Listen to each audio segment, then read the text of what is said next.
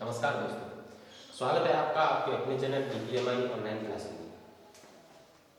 आज का हमारा टॉपिक है the lymphatic system. Cardiovascular system और लिम्फेटिक सिस्टम दोनों ही हमारे शरीर में एक फ्लूइड का तरल का प्रवाह बनाए रखते हैं। कार्डियोवैस्कुलर सिस्टम जो होता है उसमें आपके हार्ट और ब्लड वेसल्स वगैरह उसमें समाहित होती हैं, लेकिन लिम्फेटिक सिस्टम में ऐसा नहीं होता। लिम्फेटिक सिस्टम का जो आपकी ब्लड वेसल्स होती हैं उन्हीं की तरीके से पतली भित्तियों वाली नलिकाएं होती हैं, कैपिलरीज होती हैं, डक्ट्स होती हैं, जो हमारे शरीर में लिम्फ के प्रभाव को बनाए रखती हैं। लिम्फेटिक जो सिस्टम है उसमें जानने की कोशिश करेंगे कि किन किन अंगों का समावेश होता है। तो लिम्फेटिक सिस्टम जो होता है, जैसा कि आपको पहले ही बताया है कि कोई भी सिस्टम जो होता है वो बहुत सारे फंक्शन से मिलकर के बनता है। बहुत सारे उसमें सीमित माध्यम में कार्य करने वाले अंग या उनके कुछ और विशेषताएं रहती हैं। तो लिम्फेटिक सिस्टम में सबसे पहले आपका आता है लिम्फ।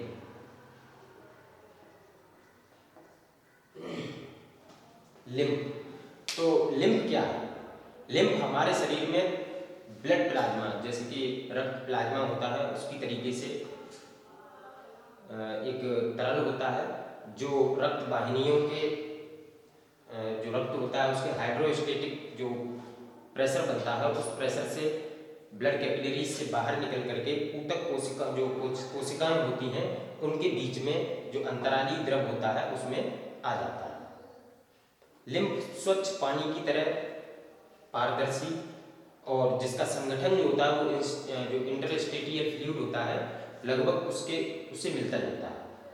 जो लिम्फ होता है आपका, उसमें जो आपका सीरम होता है, जो प्लाज्मा होता है, उसकी अपेक्षा प्रोटीन्स की वैल्यूएशन कम होती है, प्रोटीन कम पाए जाते हैं और उसके साथ साथ इसमें कुछ वेस्ट प्रोडक्ट भी पाए जाते हैं। लिम्फ जैसा कि पहले बताया हाइड्रोस्टेटिक जो ब्लड का प्रेशर होता है उसके माध्यम से ये बाहर निकलता है। तो इसका विशेष जो फंक्शन है वो है, आप लिम्फ के फंक्शंस को जान सकते हैं। जैसे कि लिम्फ जो होता है इसका जो संगठन होता है वो आपका अंतराली फ्लूइड होता है उससे मिलता जुलता होता है। तो इसमें 94% जो होता है आपका वो वाटर होता है और 6% में आपका सॉलिड आ जाते हैं। सॉलिड में आपका प्रोटीन्स होते हैं और उसके साथ में कुछ जैसे कि कुछ वेस्ट प्रोडक्ट भी आ जाते हैं, घुलित अवस्था में कुछ गैसेस भी आ जाती हैं, ऐसी चीज़ें इसमें समाहित रहती हैं। 6% 94% वाटर और 6% सॉलिड इसका रहता है। अब लिम्फ जो होता है वो जैसा कि हमने बताया आपको, जो ब्लड कैपिलरीज होती हैं, ब्लड कैपिलरीज में हाइड्रोस्टेटिक जब निलयों का संकुचन होता है, जो वेंट्रिकल्स होते हैं, वेंट्रिकल्स जब संकुचित अवस्था में होते हैं तो उससे वेंट्रिकल्स में भरा हुआ ब्लड आपका ऑर्टा के माध्यम से शरीर की समस्त धमनियों में पहुंचता है। धमनियों का वही प्रेशर कैपिलरीज में पहुंचता है। तो जब प्रेशर के साथ ब्लड कैपिलरीज में आता है तो कैपिलरीज से निकल करके कुछ छना हुआ रक्त जो होता है, जिसको आप छना हुआ रक्त बोल सकते हैं, वो बाहर आ जाता है। जब इनसे बाहर आ जाता है तो ये जो लिम्फ आपका यहाँ पर कैपिलरी से बाहर आया है, ये आपका ऊतक कोशिकाओं के बीच में, जो कोशिकाएं होती हैं उनके बीच में इंटरस्टेटियल फ्लूइड के साथ में मिश्रित हो जाता है। इसका जो वैल्यूएशन होता है वो पर डे के हिसाब से 30 लीटर पर डे, एक दिन में ब्लड के हाइड्रोस्टेटिक प्रेशर से जो फ्लूइड बाहर निकलता है कैपिलरी से, ब्लड कैपिलरी से, उसका वैल्यूएशन होता है 30 लीटर प्रतिदिन 24 आवर्स। तो 30 लीटर ये जो आपका फ्लूइड बाहर निकला है, इसमें से 27 लीटर फ्लूइड जो होता है वो रिवर्स होकर के ब्लड कैपिलरीज में पहुंच जाता है। बचा हुआ 3 लीटर जो है आपका जो 3 लीटर फ्लूइड बचा है वो आपका ऊतकों के बीच में जो कोशिकाएं होती हैं इस तरीके से, तो इनके बीच में फ्लो में आ जाता है। जब ये ऊतकों के बीच में आ जाता है, ऊतकों के जो स्पेस होता है कोशिकाओं के बीच में, उस स्पेस में ये आने के बाद कोशिकाओं को, अब ब्लड कैपिलरीज हर जगह तो पहुंच नहीं सकती है, शरीर में हर जगह हर कोशिका तक ब्लड कैपिलरीज नहीं पहुंच सकती है। हाँ, ऐसा जरूर है कि इनका जाल बिछा हुआ रहता है, लेकिन प्रत्येक कोशिका तक ब्लड कैपिलरीज जो होती हैं वो नहीं पहुंच सकती हैं। तो अब जो कोशिकाएं ब्लड कैपिलरीज के संपर्क से छूट गई हैं, उन कोशिकाओं को जो पोषण की आवश्यकता होती है, जो प्रोटीन्स की आवश्यकता होती है, उनकी पूर्ति जो होती है वो लिम्फ के माध्यम से, उनका जो पूरा जो पोषण का जो भी आपका लिपिड होता है या जो प्रोटीन्स होती हैं, वो सभी लिम्फ के माध्यम से इन कोशिकाओं को प्राप्त होता है। जैसे ही कोशिकाओं में चयापचय की क्रिया होती है, मेटाबॉलिज्म होता है, तो मेटाबॉलिज्म के बाद इन कोशिकाओं से कुछ वेस्ट प्रोडक्ट भी निकलते हैं। वो वेस्ट प्रोडक्ट जो होते हैं वो पुनः लिम्फ में आ जाते हैं, कोशिकाओं से बाहर निकल करके लिम्फ में आ जाते हैं। अब ये तो हो गया आपका लिम्फ। इसका दूसरा हम एक तरीके से पार्ट आप मान लीजिए तो वो होता है लिम्फ कैपिलरीज।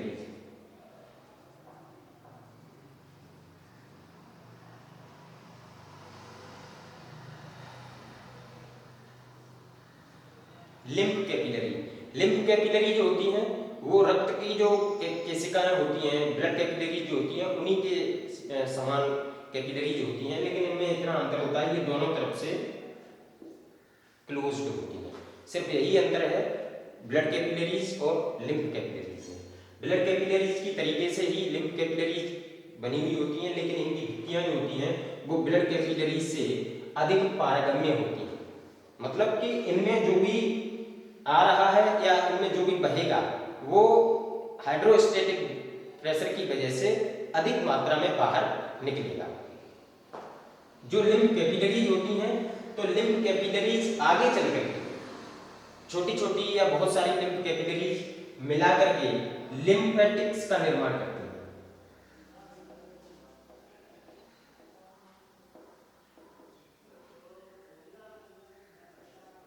लिम्फेटिक्स जो होती हैं वो आपकी लिम्फ वाहिकाओं के नाम से इनको जाना जाता है।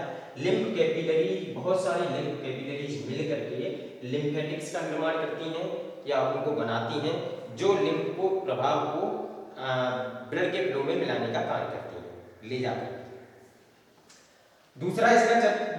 इसका तीसरा जो आपका चौथा पार्ट है वो है आपका लिम्फ कैपिलरीज के बाद में लिम्फेटिक्स आते हैं और उसके बाद में आते हैं आपके लिम्फ नोड।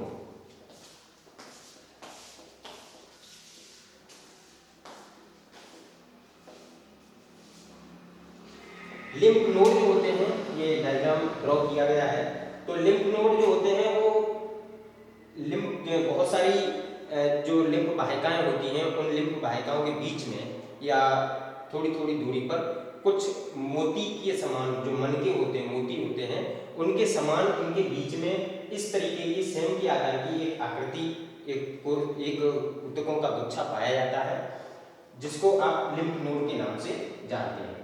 इनका विशेष कार्य ये है, इनका फंक्शन जो होता है वो होता है लिम्फ को छानना। जो लिम्फ होता है उसको छानना। तो लिम्फ जो नोड होता है उसमें लगभग 4 से 6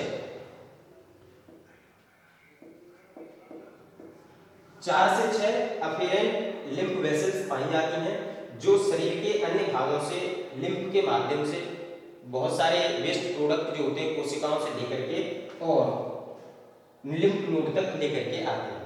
अफेरेंट, ये आपको दिख रहे होंगे, अफेरेंट लिम्फ वेसल्स हैं। ये लिम्फ वेसल्स शरीर के बहुत सारे ऊतकों से या ऐसी जगहों से जो आपका जहाँ पर ब्लड कैपिलरीज का एक तरीके से नहीं पहुँच पाती हैं, तो उस जगह से लिम्फ के माध्यम से उन वेस्ट प्रोडक्ट को लेकर के लिम्फ नोड तक आती है। लिम्फ नोड जो होता है उसमें बहुत सारे लिम्फ नोड्यूल्स होते हैं।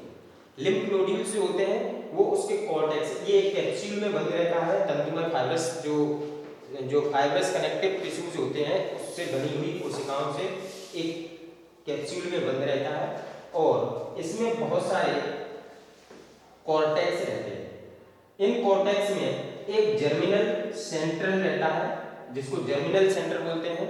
इस जर्मिनल सेंटर में कोशिका विभाजन के उपरांत बहुत सारी लिम्फोसाइट्स का निर्माण होता है। प्रत्येक लिम्फ नोड जो होता है वो एक दिन में 10 बिलियन, लगभग 10 बिलियन लिम्फ जो आपकी लिम्फोसाइट्स होती हैं, भक्षक कोशिकाएं होती हैं, उनका निर्माण करता है। जैसे ही इन अफेरेंट जो लिम्फ वेसल्स हैं इनसे लिम्फ इनमें एंटर करता है। जो लिम्फ वेसल्स होती हैं, जैसा कि यहाँ पर हमने बताया आपको, लिम्फेटिक्स जो होती हैं, तो लिम्फेटिक्स में थोड़ी थोड़ी दूरी पर बहुत सारे बल्ब पाए जाते हैं। थोड़ी थोड़ी दूरी पर इनमें बल्ब स्थित होते हैं। ये बल्ब जो होते हैं वो लिम्फ को किसी एक दिशा में प्रवाहित होने के लिए बने रहते हैं। लिम्फ किसी विपरीत दिशा में न जाए, जिस दिशा में उसको बहना है उसी दिशा में बना रहे। जैसा कि मैंने आपको पहले ही बताया कि इसमें किसी प्रकार का मोटर पंप नहीं होता है। इसका बहाव जो होता है वो आपका जो ब्लड वाहिकाएं होती हैं, जो रक्त वाहिकाएं होती हैं, उनमें सर्कुलर और लॉन्गिट्यूडिनल जो मसल्स होते हैं, जैसे ही ब्लड फ्लो होता है तो हाइड्रोस्टेटिक दबाव जो उन मसल्स पर पड़ता है, तो उन मसल्स के जैसे ही उनमें ब्लड का फ्लो आएगा तो वो एकदम से इस तरीके से, जैसे आपने कभी नब्ज जो होगी नाड़ी को कभी चेक किया होगा तो वो जंप करता है, तो उससे जो ब्लड मसल्स होती हैं, जो आपकी जो वेसल्स की मसल्स होती हैं, उनमें जो परिवर्तन आता है, उनके आसपास जो भी ऊतक स्थित रहते हैं उन ऊतकों पर एक विशेष प्रेशर पड़ता है। उस प्रेशर से ये लिम्फ जो होता है उसमें जो भी फ्लूइड ऊतकों में भरा हुआ होता है वो फ्लूइड आगे की तरफ पहुंचता है। तो जैसे ही उस पर प्रेशर पड़ता है तो वो लिम्फ कैपिलरीज के माध्यम से लिम्फ वेसल्स में आ जाता है। इस लिम्फ वेसल्स में बहुत सारे बल्ब स्थित होते हैं। ये बल्ब जो होते हैं वो उस लिम्फ को एक ही दिशा में प्रवाहित होने के लिए बनाए जाते हैं। इनमें बहुत सारे बल्ब होते हैं और उसके साथ में अफेरेंट लिम्फ वेसल्स की एक जो लिम्फ नोड होता है उसमें एक स्थान होता है जिसको हाइलम के नाम से जानते हैं, जहां से लगभग 2 लिम्फ वेसल्स जो होती हैं वो निकलती हैं, जिनका काम होता है जो भी लिम्फ आया है लिम्फ नोड में वो लिम्फ छन करके जीवाणु रहित होकर के और आगे की दिशा में इसको, जैसे कि लिम्फ ट्रंक होता है और जो भी सेंट्रल लिम्फ वेसल्स होती हैं उन तक इसको प्रवाहित किया जाए। ये कॉर्टेक्स जो होते हैं ये कोशिका विभाजन के पश्चात लिम्फ जो लिम्फोसाइट्स होते हैं उनका निर्माण करते हैं। और लिम्फ नोड का जो विशेष फंक्शन है, लिम्फ नोड का जो मेन फंक्शन है वो है लिम्फ को छानना। किस प्रकार से, जैसे कि सपोज दैट इसमें कोई भी लिम्फ आ रहा है, इन वेसल्स से लिम्फ नोड में प्रवेश इंटर करता है और इंटर करने के बाद ये छन करके लिम्फ कॉर्टेक्स में आता है। लिम्फ कॉर्टेक्स में आने के बाद इसमें लिम्फोसाइट्स विद्यमान है। प्रत्येक कॉर्टेक्स में लिम्फोसाइट्स होती हैं और ये लिम्फोसाइट्स जो होती हैं वो जो टॉक्सिन होता है, टॉक्सिन या फिर जो हानिकारक जीव या हानिकारक जो तत्व हैं हमारे शरीर के लिए, सूक्ष्म जीव हुए या जो हमारी कोशिकाओं से लिम्फ से मिलकर के कॉर्टेक्स तक आए हैं, वो उनको यहीं पर नष्ट कर देते हैं या उनको डिस्ट्रॉय कर देते हैं।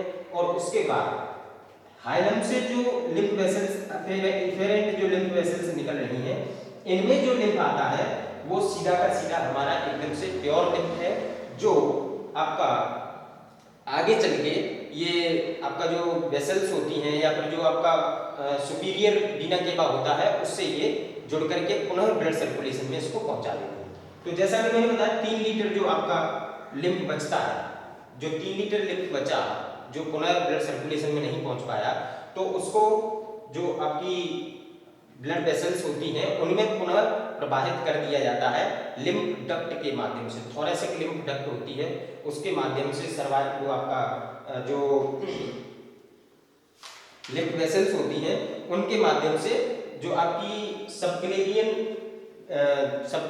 आर्टरीज होती हैं या सबक्लेवियन जो आपकी वेसल्स होती हैं उनके माध्यम से इसको पुनः ब्लड सर्कुलेशन में पहुंचा दिया जाता है।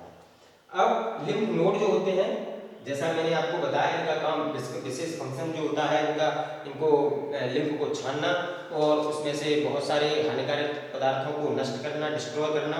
लिम्फ नोड जो होते हैं वो एक विशेष कार्य को करते हैं, छलनी की तरीके से कार्य करते हैं और रोग उत्पादक जो भी जीवाणु होते हैं उनको नष्ट करने का कार्य लिम्फ नोड के माध्यम से पूरा किया जाता है। उसके बाद इसमें और भी बहुत सारे अंश आते हैं, जैसे कि आप नंबर 5 पर देख लीजिए। उसके बाद में लिम्फ, जैसे कि लिम्फ नोड, और लिम्फ नोड के बाद आपका आता है स्प्लीन, और स्प्लीन के बाद आता है आपका थाइमस